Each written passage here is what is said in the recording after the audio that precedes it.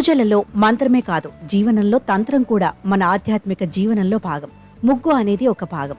ఇంటి వాకిలి, ఇంటి లోపల అందంగా అలంకరించి ప్రాచీన భారతీయ సాంప్రదాయం. దీన్ని ఉత్తర భారతదేశంలో రంగోలి అని పిలుస్తారు.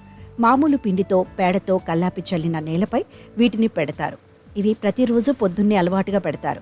ఈ సాంప్రదాయాన్ని అనుసరించి ముంగిట్లో మహాలక్ష్మి నడయాడుతుందని నమ్మకంతో ముగ్గులు పిండితో వేస్తారు.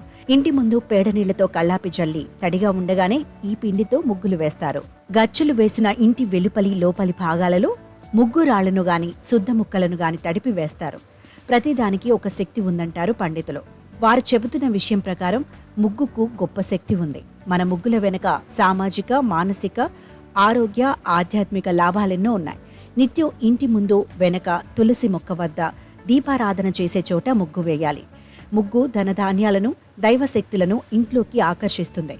గడప ముందు గీసే 2 అడ్డగీతలు ఇంట్లోకి దుష్టశక్తులు రాకుండా, ఇంట్లో ఉన్న లక్ష్మీదేవి బయటకు వెళ్లకుండా చూస్తాయి.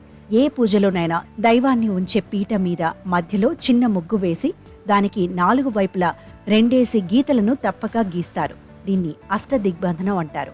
నక్షత్రాకారంలో వేసిన ముగ్గు భూత, ప్రేత, పిశాచాలను దరిదాపులకు రానియదు. పద్మాలు, చుక్కల ముగ్గుల్లోనూ అంతరార్థం ఉంది.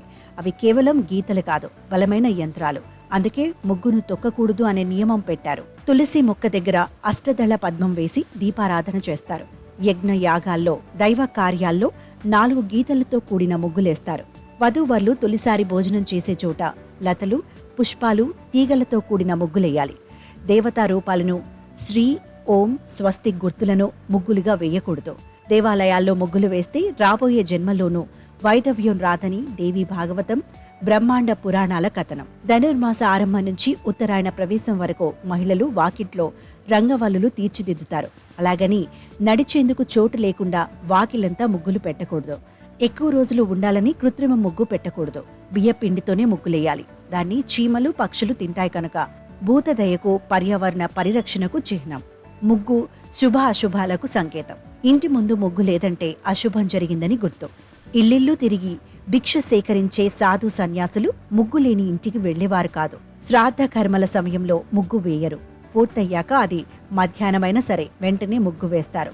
రోజు మనం చూసే సాధారణ ముగ్గుల్లో విజ్ఞానం, వినోదం కూడా ఉన్నాయి. అందమైన ముగ్గులు వేయాలంటే మన దేశంలోనే సాధ్యం. ఇండియాలో ప్రజలు శతాబ్దాలుగా రంగోలీ వేస్తూ ఇండియాని కలర్ఫుల్ చేస్తున్నారు. అందువల్లే ఇండియాలో పండుగలు చూడముచ్చటగా ఉంటాయి.